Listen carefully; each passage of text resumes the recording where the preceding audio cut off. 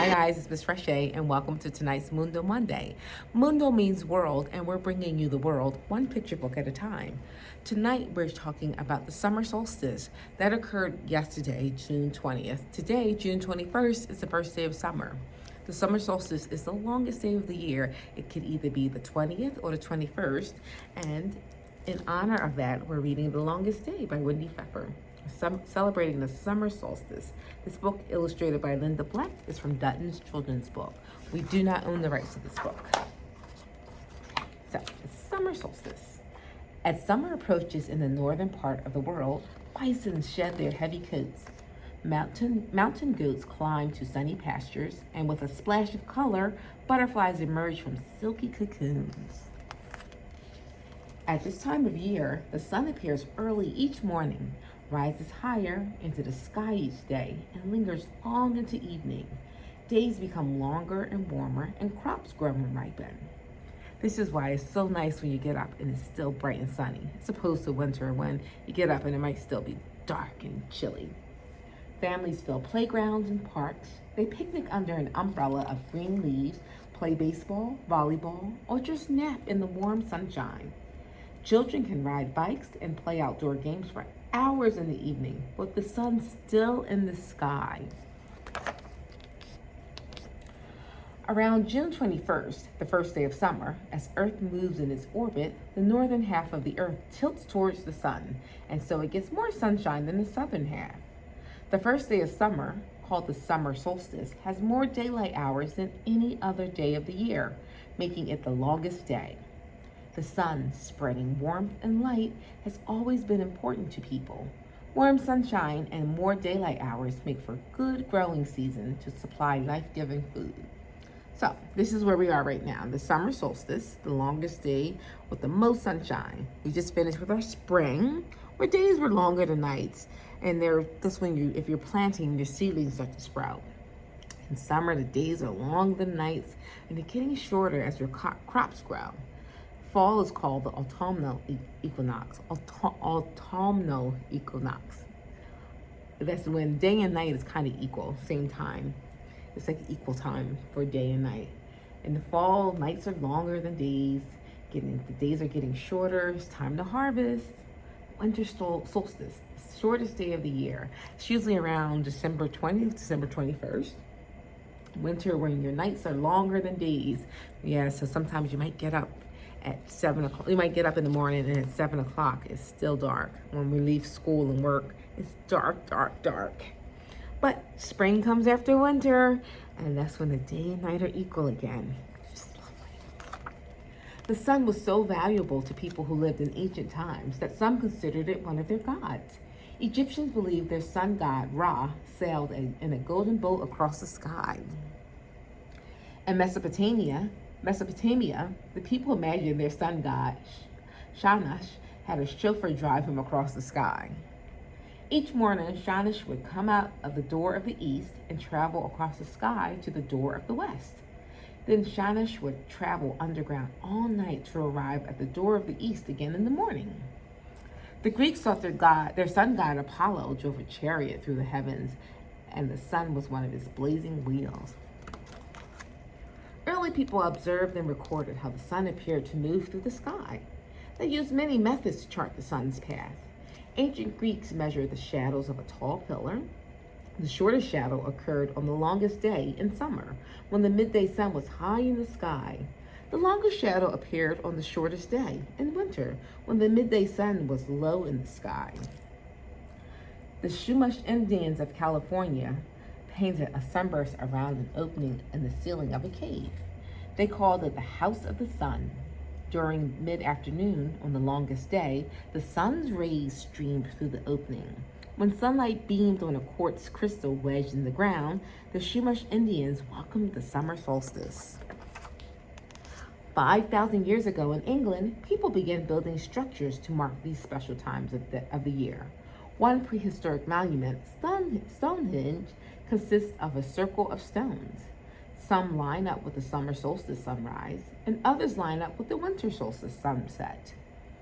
Over a period of 1,500 years, workers hauled and rafted heavy bluestones and sandstones over 100 miles to Stonehenge. Some stones were as long as a school bus and weighed 50 tons. That's heavier than 8 large elephants. Using rollers, ramps, and ropes, they set each massive stone in place. No one knows who these amazing builders were or how they moved gigantic stones such long distances, but we do know they did it to celebrate the sun. Similar yet puzzling stone structures cover Mystery Hill in New Hampshire. Some call it America's Stonehenge. While Stonehenge is neatly arranged, Mystery Hill is a jumble of stones, many etched with ancient inscriptions. Some scholars think it was built by an unknown civilization between 2,000 and 5,000 years ago. Early on June 21, visitors flocked to Mystery Hill. They watched the sun come up over Sunrise Stone, marking the beginning of the longest day. In Wyoming, during mid-June, thousands of people hike up Medicine Mountain to see the Bighorn Medicine Wheel. Scientists and archaeologists believe the Plains Indians constructed this 80-foot wide circle of rocks between 200 and 800 years ago. 28 spokes radiate out from a central hub. One spoke points to the summer solstice sunrise, another to the summer solstice sunset. Over 700 years ago in Lithuania, villagers celebrated the longest day by washing their faces with morning dew, then singing, dancing, and feasting. They coated the wheel with tar, covered it with straw, and set it ablaze on top of a hill to symbolize the sun at its highest point in the sky. Then they rolled it down the hill toward a river to symbolize the sun moving through the sky. If the wheel was still burning as it hit the water, they believed the summer sun would produce a bountiful harvest. Today, Lithuanians and people in many other countries celebrate St. John's Day on June 24, with festivities from sunup to sundown. The days around the summer solstice have been called midsummer since long ago times. Since June 21 is midway between May and August, it is called midsummer. On Midsummer Eve, ancient Germanic tribes built fires. They thought fires would help the sun warm the earth and drive away unwanted spirits. They believed the bigger the fires, the farther away those spirits would move. Couples jumped over the fires, hoping that summer crops would grow as high as they jumped. In Bohemia, now known as the Czech Republic, girls made wreaths with flowers, boys collected sticks and branches and built a bonfire. Girls stood on one side of the blaze and boys on the other. Each girl held her wreath up and looked through its center to decide whom she might marry. Then she threw her wreath across the fire to that boy. They believed the singed wreaths would protect them against sickness the next year. On land that lies above the Arctic Circle, the sun shines for 24 hours a day on June 21. In Sweden, it is called the day that never ends. During the Middle Ages on Midsummer Day, Swedish families decorated houses and barns with greens to bring good fortune and health. They stripped branches off of a tall spruce tree and decorated it with garlands of flowers. Today in Sweden, every town sets up a midsummer pole, strewn with streamers, flowers, flags, and greens. Villagers wear folk costumes, play traditional music, and dance around the pole. Young people each pick 8 different flowers. They put them under their pillows at night, hoping to dream about their future spouse. Each year, the people of Nome, Alaska celebrate the summer solstice with a midnight sun festival. On June 21, the sun shines for more than 22 hours there. Wow. People parade, barbecue chicken, and dance in the streets. If the frozen ice is broken up in the Bering Sea, the annual polar bear swim is held. Brave people dip their entire body in almost freezing water to celebrate the longest day. Many people enjoy the heat of summer and outdoor summertime activities and sports. On hot summer days, children can wiggle wet toes in squishy sand, giggle with a friend under a sprinkler, and grow sunflowers that turn slowly all day to keep facing the sun.